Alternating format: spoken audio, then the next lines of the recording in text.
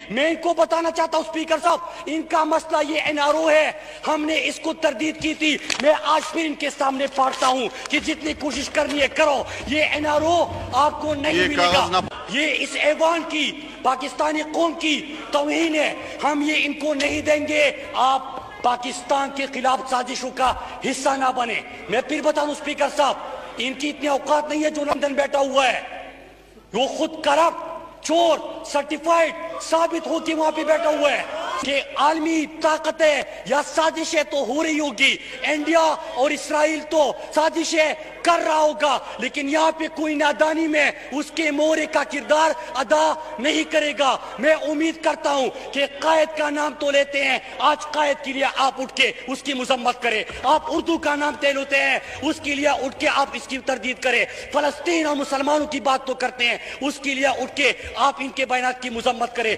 اللہ پاکستان کو ہمیشہ سلامت رکھے گا انشاءاللہ۔ قائد کا پاکستان صحیح معنوں میں بنائیں گے اور دشمن کی ناپاک عزائم کو خاک میں ملائیں گے۔